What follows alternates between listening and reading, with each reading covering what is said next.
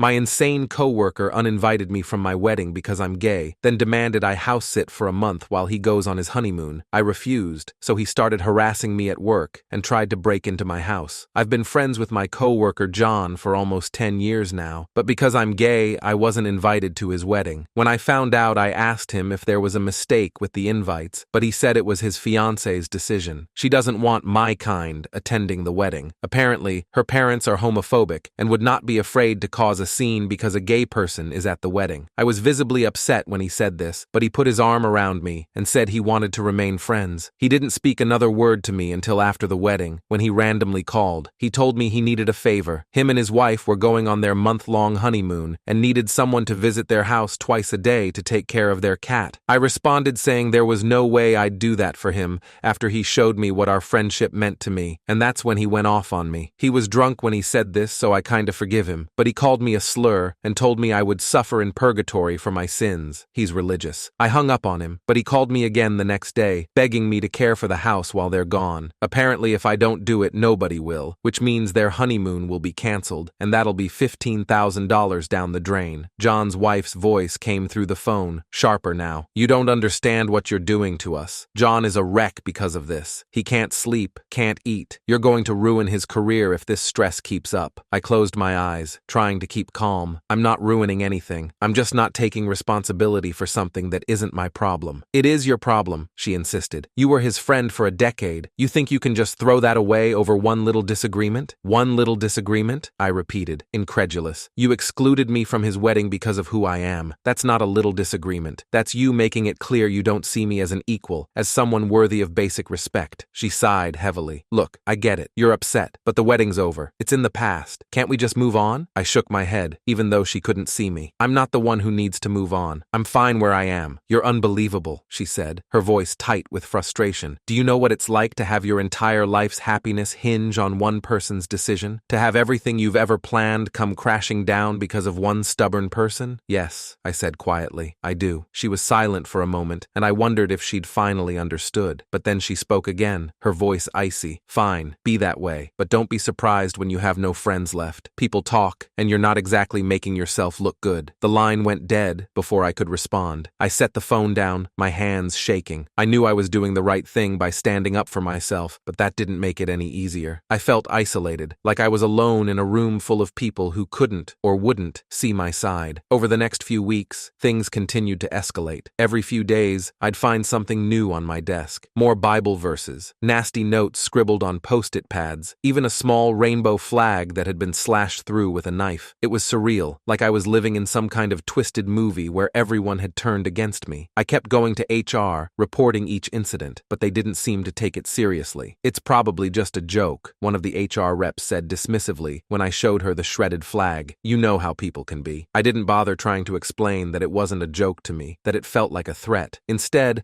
I started documenting everything myself. I took pictures of the notes, kept a log of every conversation I had with HR. Every time John or his wife tried to contact me, it felt paranoid, but I needed to protect myself. I couldn't trust anyone else to do it. One evening, after a particularly rough day at work, I came home to find my front door ajar. I froze on the threshold, my heart pounding. I knew I'd locked it when I left that morning. Slowly, I pushed the door open and stepped inside. The living room was in chaos. Furniture was overturned, papers strewn everywhere, and a large, ugly slur was spray-painted across the wall. I backed out of the house, my hands shaking as I fumbled for my phone. I dialed 911, trying to keep my voice steady as I explained what had happened. The dispatcher assured me that officers were on their way, but it felt like an eternity before I saw the flashing lights of a patrol car pull up to the curb. The officers were calm and professional as they took my statement, but I could tell they didn't really believe me when I said I thought it was connected to my situation at work. Do you have any proof that your coworker is involved? One of them asked. No, I admitted, feeling a wave of helplessness wash over me. But I know it's him, or his wife. The officer nodded, jotting something down in his notebook. We'll look into it. In the meantime, you might want to think about staying somewhere else for a few days, just to be safe. I nodded numbly, watching as they dusted for fingerprints and took pictures of the damage. By the time they left, I felt completely drained. I spent the night at a friend's house, lying awake on their couch, staring at the ceiling and wondering how my life had come to this. The next morning, I called in sick to work. I couldn't face John, couldn't deal with the whispers and the stares and the endless feeling of being under siege. Instead, I spent the day making arrangements to have my locks changed, looking into security cameras, and trying to figure out what I was supposed to do next. That afternoon, I got another call from John. I stared at the phone for a long time before finally picking up. "Why are you doing this to me?" he demanded, his voice raw and angry. "Why are you trying to destroy my life?" "I'm not doing anything to you, John," I said, my voice shaking. "I'm just trying to protect myself." "Protect yourself?" he repeated, incredulous. "From what? I'm not the one breaking into your house." "How do I know that?" I shot back. "You've been harassing me for weeks. You or your wife, it's the same thing." He let out a harsh laugh. "You're paranoid. You always have been. No wonder you can't keep friends." I felt a sharp stab of pain at his words, but I forced myself to stay calm. "I'm not going to argue with you, John. Just leave me alone. I don't want anything to do with you." "Fine," he snapped. "But don't say I didn't warn you. People like you always end up alone." He hung up, and I sat there, staring at the phone in my hand. I felt hollow, like I'd been scooped out and left empty. I knew I'd done the right thing by standing up for myself, but it didn't feel good. It felt like I was losing everything. Over the next few days, I started looking for a new job. It wasn't easy. I'd been at my current company for almost a decade, and the thought of starting over somewhere else was terrifying. But I couldn't stay. Not with John and his wife there, not with the constant harassment and the feeling that I was always looking over my shoulder. I went to a few interviews, trying to stay positive, but it was hard. I felt like I was in a fog, like I was moving through my life on autopilot. I kept thinking about all the years I'd spent at my current job, all the memories I had there. It was painful to let go, but I knew I didn't have a choice. Then, one day, I got a call from HR. They wanted to meet with me about my complaint. I felt a flicker of hope as I walked into the conference room, but it quickly died when I saw who was there: John, his wife, and a stern-looking HR manager I'd never met before. "We've reviewed your complaint," the manager said, her voice brisk and professional. "And we've spoken with John and his wife. They've both denied any involvement in the incidents you've described." I stared at her, disbelief flooding through me. "But I have proof. Photos, notes. You've seen them." She nodded, but her expression didn't change. "We've considered all the evidence, but there's nothing that directly ties them to the harassment." I felt like I'd been punched in the gut. "So what are you saying? That it's all in my head?" "We're saying that without concrete evidence, there's nothing more we can do." She glanced down at the folder in front of her. "However, we can offer you a severance package if you choose to resign." I felt cold all over. "You want me to quit?" "We're giving you the option," she said smoothly. "We understand that this has been a difficult time for you, and we want to support you in making the best decision for your mental health and well-being." I looked at John, who was watching me with a blank expression, his wife smirking beside him. I felt a surge of anger, but it was swallowed up by a wave of exhaustion. I was so tired of fighting, so tired of trying to prove myself to people who didn't care. "I'll think about it," I said finally, standing up and walking out of the room. I felt their eyes on my back as I left, but I didn't look back. That night, I sat in my living room, staring at the offer letter they'd emailed me. The severance package was decent, enough to tide me over for a few months while I looked for something new, but accepting it felt like admitting defeat, like letting John and his wife win. I thought about everything that had happened over the past few months, the way my life had spiraled out of control, the constant fear and anxiety that had become my new normal. I knew I couldn't keep living like this, but I also knew I couldn't just walk away without a fight. The next day, I called a lawyer. The legal process was slow and frustrating. My lawyer explained that workplace harassment cases were notoriously difficult to prove, especially when the perpetrators were careful not to leave a direct trail. But we built our case piece by piece, gathering evidence, documenting every incident, every interaction with HR. It was exhausting, but it felt good to be doing something, to be fighting back. Meanwhile, I continued to work, keeping my head down and avoiding John and his wife as much as possible. I knew they were aware of the lawsuit, but they didn't say anything to me directly. Instead, the harassment escalated. My car was keyed, my tires slashed. I found dead animals on my doorstep, their bodies mutilated and bloody. Each time,